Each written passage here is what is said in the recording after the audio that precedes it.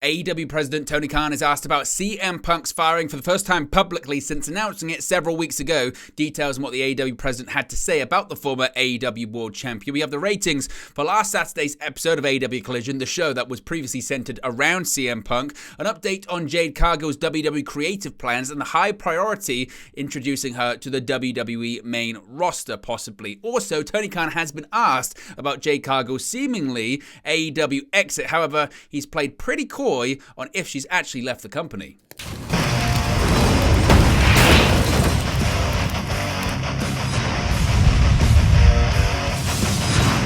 Hey guys, welcome back to Wrestling News 365. Hope everyone is doing very well. As always, there are plenty of news stories to get into in the world of professional wrestling. And let's start off talking about Tony Khan.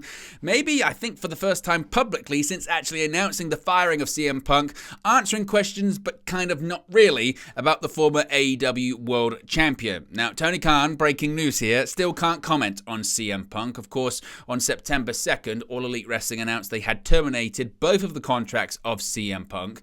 Punk reportedly got into a physical altercation with Jack Perry at AEW All In backstage at London's Wembley Stadium.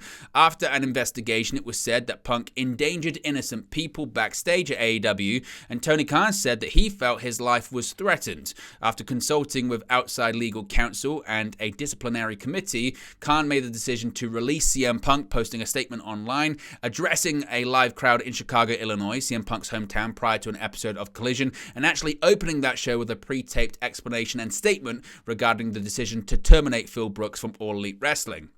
Now, appearing on Superstar Crossover, Tony Khan was asked about CM Punk and remained pretty tight-lipped about any details surrounding the exit of the former champion. He said the following quote, "Well, I can't really comment on that. I appreciate you asking, but I'm very excited about the things we are doing. Like I said, we've been on probably the best run of AEW pay-per-views we've ever had, and the TV shows have been really strong.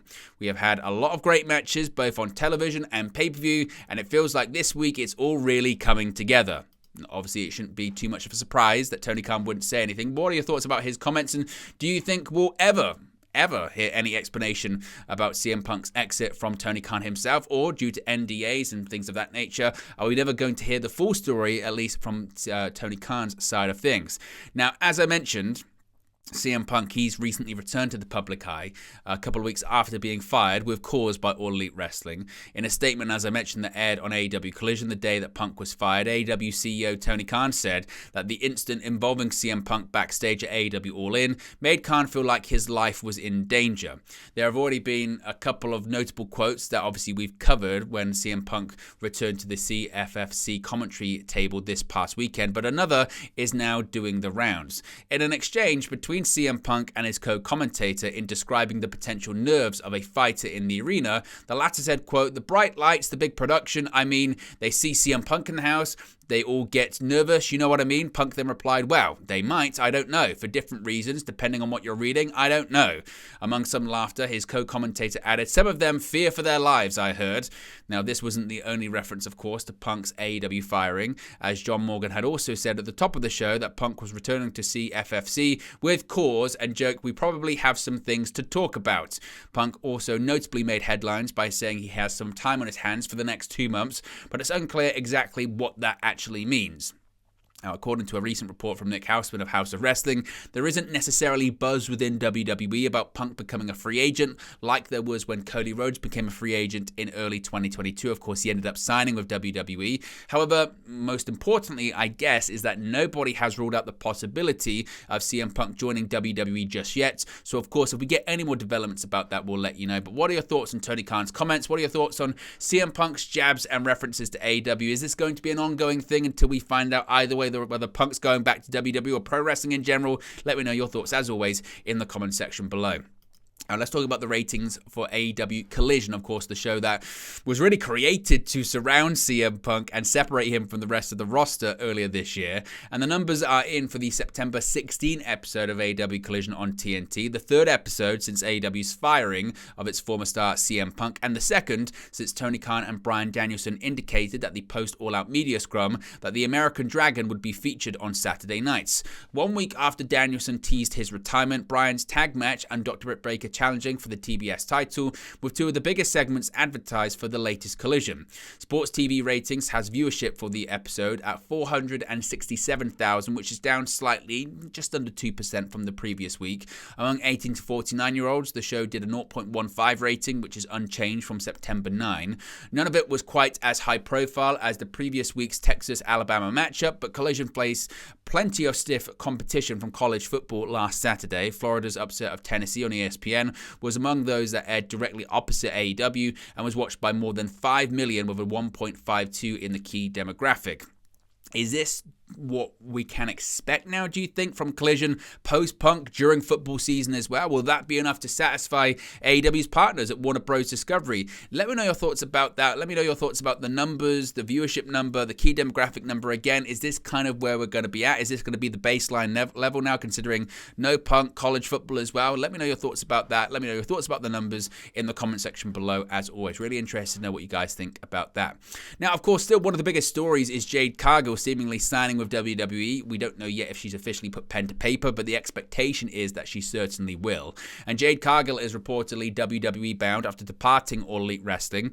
It's said that the former AEW TBS champion was due to be at the Performance Center this week, and Dave Meltzer provided an update on Cargill while speaking on the Wrestling Observer radio show. He said the following about Cargill, saying, quote, "She was in Orlando yesterday, right? I asked if she was at the Performance Center. People had not seen her, but that doesn't mean she wasn't there. I was told that, doesn't mean she wasn't there. We didn't see her. They're doing main roster creative for her right now. It's high priority. So they're not like bringing her in to be like, how they would bring in some of the NXT people like Von Wagner or Alba Fire. Alba Fire is actually a good one. Like Alba Fire, she was brought up, or Casey Catanzaro, Katana Chance. They are brought up and they have no idea what to do with them. They just kind of disappear into dust. It's almost like, why did we even bother calling them up? She's not earmarked to be stuff like that. She's earmarked for real stuff. So Meltzer suggesting that, again, she's earmarked for real stuff. It's a high priority right now when it comes to her creative and how they're going to introduce her, seemingly for the main roster and not the NXT brand. In last week's edition of the Wrestling Observer newsletter, Meltzer said that people within WWE were under the impression that Cargill was set to head to the main roster and would not be assigned to the NXT brand. It said that WWE has signed Cargill to a significant deal, or wants to certainly, and she'll be given an immediate push.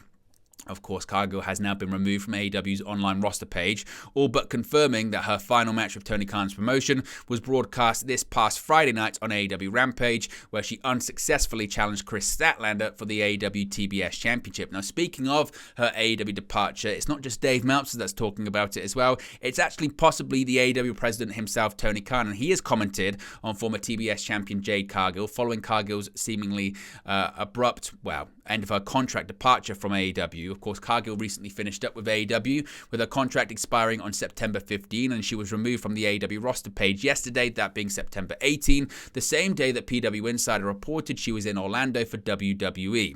Speaking on the Superstar Crossover podcast, same podcast we spoke about earlier on, Tony Khan reflected on Cargill's final match of AEW, which saw her unsuccessfully challenge for Chris Statlander's TBS title in the main event of last week's edition of AEW Rampage. Khan noted that Cargill will always be welcome in AEW. He said the following about her, saying, quote, "Jade had a great match on Friday night on AEW Rampage, and it was a great match against Chris Statlander. Chris Statlander retained the TBS Championship on Rampage on Friday night, and I thought that was a great match. Definitely one of the best matches I've seen either of them have, and I thought a really great main event for the show." As far as Jade goes, I can't really comment on that, except to say that Jade's been a great wrestler for AEW and certainly always welcome in AEW, could always be somebody that we would always love to work with here in AEW. So Khan not confirming her departure or anything like that, but maybe kind of intimating, saying that we'd love to work with her again, maybe kind of implies that they're done working together now. PW Insider reported that she was spotted on a flight out of Orlando to Atlanta yesterday, so she isn't expected to be present for tonight's NXT or anything like that. Cargill, of course, won't be the only free agent visiting the WWE facility in Orlando this week, over the next few days anyway, with a number of other stars reportedly set to attend tryouts at the Performance Center this week. We did cover that earlier on, so if you want to know who is going to be at those tryouts, who's participating in the tryouts, we've got a full list of that in today's earlier video. But there you go, guys. This is the latest pro wrestling news for you. Be sure to smash the like on the like button. Be sure to subscribe bottom right-hand corner. As always, let me know your thoughts in the comment section below, and I'll speak to you again very, very soon. Hey guys, thank you for watching, listening, streaming, or however you come across this video today. Be sure to click on the video on the right there to watch our next video, or click the bottom there to subscribe, or the bottom right hand corner. Thank you very much, and I'll speak to you again very soon.